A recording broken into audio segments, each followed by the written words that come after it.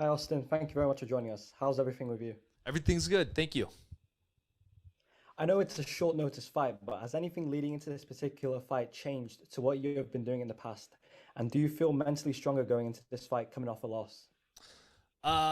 So to answer that question, I do. I feel like I'm in a really good spot, like mentally and as far as that goes. It was a short notice opponent change, but for me, I've been training and preparing for a fight for like 3 months. So I'm ready to go. I'm in good shape, and the biggest thing for me is just to go and do what I do and take care of business. Thank you very much.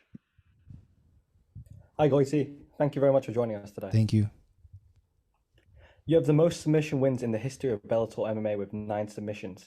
Is there a certain finish that really stands out to you? Well, I think people don't believe me, but you know, last year I've been training a lot of grappling. But before that, I don't used to train a lot of grappling.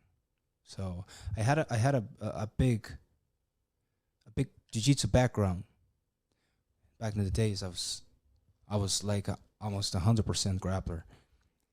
But it's a really, like I said, it's very meaningful for me fighting against the Gracie, and sure, I want to test myself in the ground against Neiman.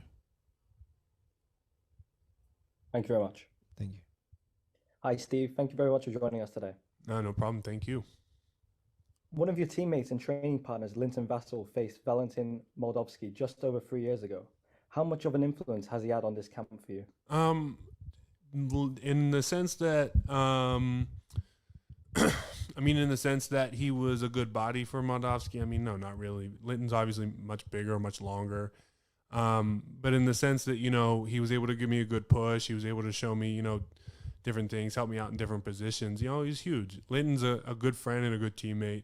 And whether he has, a direct influence on the training for the actual matchup, or it's just a thing where we're in the gym pushing each other, making each other better, in less nominal ways, Linton's phenomenal. Very grateful for Linton. Thank you very much. Yep. Your opponent, Tyson Jeffries, being a former welterweight and middleweight, is now moving up 20 pounds to light heavyweight. How do you expect him to approach the fight right from the start? From what I've seen, he tends to come out pretty aggressive. He doesn't spend a lot of time feeling out. He kind of comes forward and gets right into it.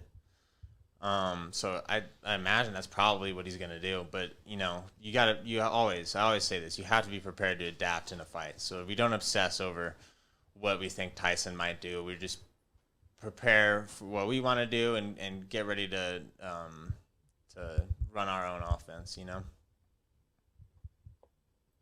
Thank you very much. Thank you. Hi.